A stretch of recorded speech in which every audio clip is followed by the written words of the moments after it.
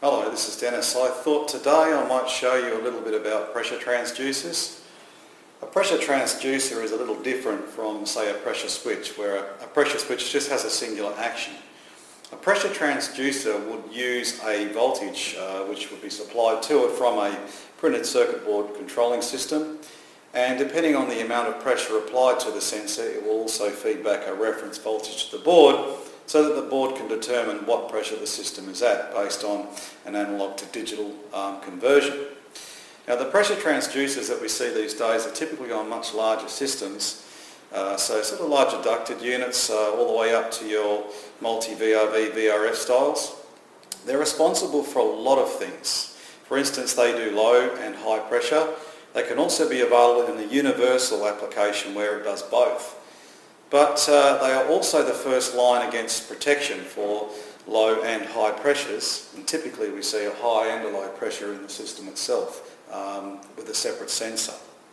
But mainly they also look after other functions, so they can be responsible depending on what algorithms the manufacturer has embedded into its controlling parameters, things like speed control, ability to open or close expansion valves, and also reversing valve changeovers. And one of the things you need to remember about these is they're a very simple device, but they can cause all sorts of unknown problems. In the case of heating to cooling, cooling to heating, a lot of them will not allow a reversing valve changeover until it sees a pressure drop from the low pressure sensor, and if that's not functional, it won't allow it. And it doesn't explain why a reversing valve may not engage. Other times, if the sensor's reading wrong and it's reading too low a voltage, it can determine itself faulty, or it can actually bring up a false low gas warning. So it's always important never to overlook these in any maintenance that you do. Now, the sensor itself is very, very small, and it only has 3 wires which go onto it, and they being a red, a white and a black. Now, the red wire is a supplied plus 5 volts DC coming from the circuit board. The black wire is basically a ground reference, or I guess you could call it a 0 volt signal, and the white is a return voltage, which is usually less than 4 volts to the board to tell it what equivalent pressure it is by the voltage it's providing. Now, what I've actually set up here is I've set up a power supply and a 5 volt supply signal, and I've also got a couple of meters here which I've labelled, one being the 5 volt supply source and the other one is the return reference signal. You'll see that I've put a white wire on that right hand meter. Over here I've actually got a small pump. Now, this pump is a hand pump which I will be using to slowly build up pressure rather than have a gas bottle in the room and keep it all nice and safe. And also I've got a pressure gauge. In this case I'm going to be using the compound gauge only, so we can see pressure rise. Now, if we have a look up the top here on the board for you, I've actually just drawn a little rudimentarily simple drawing here, just showing you what's going on. When you're testing these things, all you need is a meter in DC volts measured at the harness supply. You're looking for a 5 volt supply coming from the PCB, which is across the red and the black, and you're looking at a white return voltage from between white and black, which will give you a pressure equivalent voltage return signal that the board will use. Now, what you must have, and I don't exactly want to be brand specific here too much, is you must have a pressure voltage chart, which is usually in the service manuals. And they sort of work on a linear arrangement, but they can be different. Effectively, they give a reading in megapascals, and the higher the pressure goes, the higher the voltage. So what I'm showing you here is it's a linear operation. As the pressure increases, the voltage increases. And they will tell you exactly what sort of voltage to expect at any given pressure, and that's the simplest way that you test them. As long as you know that you're getting the right voltage for the right pressure as you've applied your gauges to the system, it's sorted, and they're so simple to test. Now, I'm going to organise to show you what goes on. So just go back a little bit here, and I'll come in a little close there. There we go. And I'll switch on my power supply and the meters.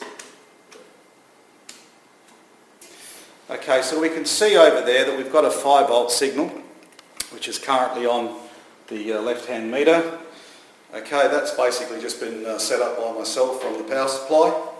Currently the pressure is at 0, and over here on the reference we can see, and I'll just close up there, that we're reading about half a volt. Now I want you to take note of that half a volt, because typically that half a volt that we have there pretty much is what you're going to expect when the sensor's faulty. If they read around half a volt at any time, that's what you're going to expect to see pretty much at atmospheric or 0 kPa gauge.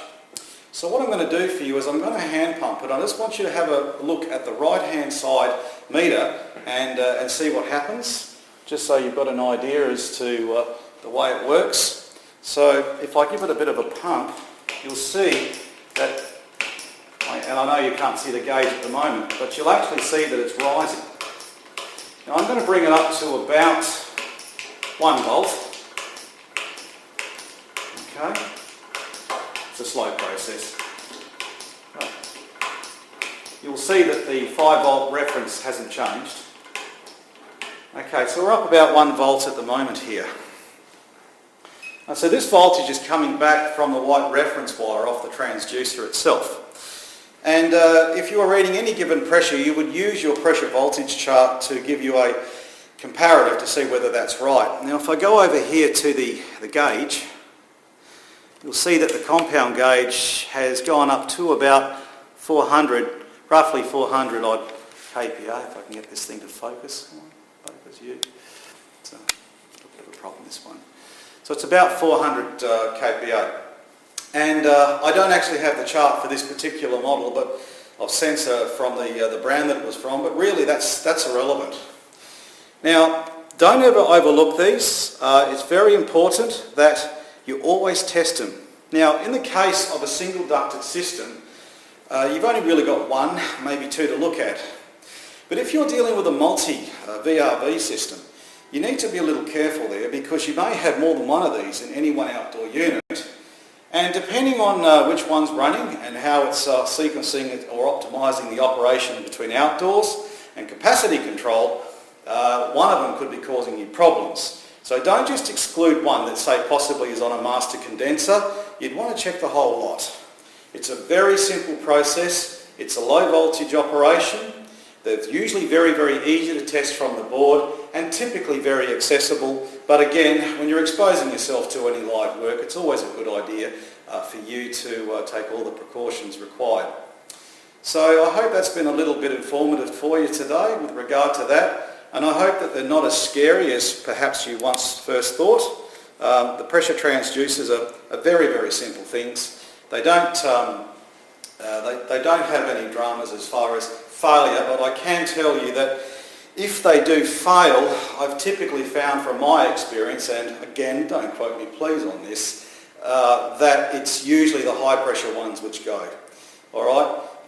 If you're getting odd things happening, if you're not getting valves working, if expansion valves don't open on indoor units like they should, okay, if your compressor's not picking up any speed and you don't have an answer why, I certainly recommend that you start checking any one of these or 2 of these in the system if it's got both a high and a low pressure, and it's as easy as fitting your gauges.